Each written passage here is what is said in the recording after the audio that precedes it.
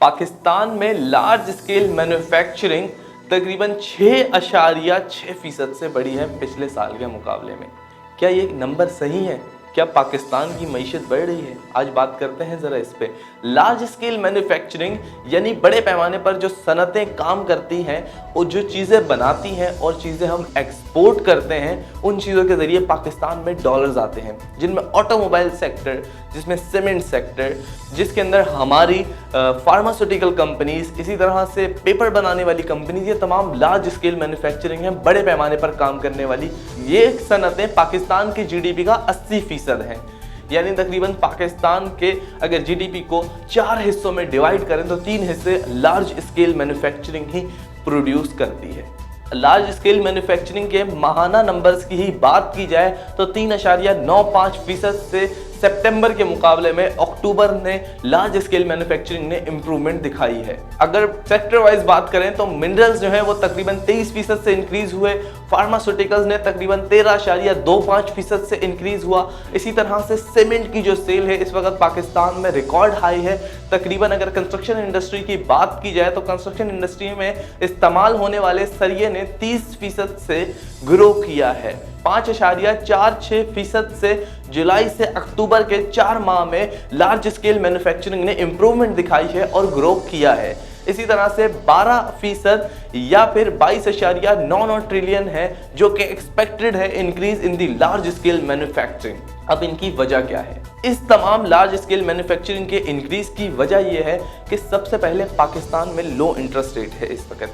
पहले पिछले साल की बात करें तो 13.25% पे हम इंटरेस्ट रेट लेकर गए थे, जिसकी वजह से बहुत सी इंडस्ट्रीज थी, उनको जो एंड यूज़र थे तकरीबन 25 से 30% पे पैसा मिल रहा था, मार्कअप, सब्सिडी और तमाम चीज़ें मिलाकर, जिसके बाइस लोगों ने पैसा उठाना मार्केट से बंद कर दिया था।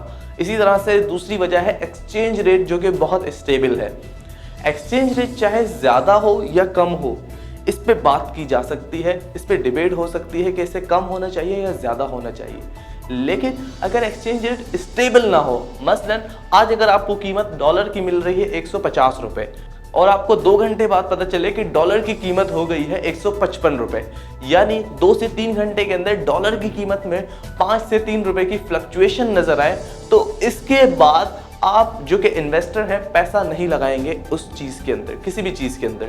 आप इन्वेस्टमेंट रोक देंगे, आप अपने इंपोर्ट्स को रोक देंगे, अपनी जो चीज़ें आई हुई हैं उन पर रोक देंगे। उसकी वजह यही है कि आप कहेंगे कि डॉलर की कीमत का मुझे आइडिया नहीं है, कल शायद ये कीमत 145 पे भी खड़ी हो, यानी 145 पर भी आ जाए, जिसकी वजह से पाकिस्तान में एक्सचेंज रेट स्टेबल ना होने की वजह से पिछले साल लार्ज स्केल मैन्युफैक्चरिंग बहुत बुरी तरह से मुतासिर हुई थी। लेकिन इस साल तकरीबन अगस्त के बाद से हम देखते हैं कि पाकिस्तान में रुपी अप्रिशिएट भी हुआ है, तकरीबन 5.6% से अप्रिशिएट भी हुआ है, और इसी तरह से रुपी जो है वो काफ़ी तेज़ी से मजबूत होने के बाद एक स्टेबल पोजीशन पे है, और इसके अंदर तकरीबन 5 से 10 पैसे का इंक्रीज होता है, जो कि मार्केट इंक्रीज होता है वो हमें नज़र आता है। कोई बहुत बड़ी फ्लक्चुएशन यानी बहुत बड़ा इंक्रीज या डिक्रीज हमें नज़र नहीं आता।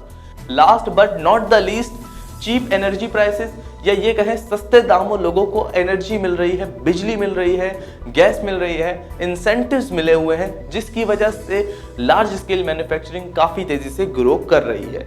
और इसी वजह से पाकिस्तान की अंदर जो हमें लार्ज स्केल मैन्युफैक्चरिंग के नंबर हैं वो अच्छे नज़र आते हैं। हमारी दुआ है कि पाकिस्तान की लार्ज स्केल मैन्युफैक्चरिंग इसी तरह से ग्रो करे, स्टॉक मार्केट भी काफ़ी अच्छा ग्रो करे, ताकि हम एक सस्टेनेबल इकॉनमी की तरफ आगे चल सकें। मज़ीद खबरों और अपडेट्स के लिए देखते रहिए रेड बॉक्स।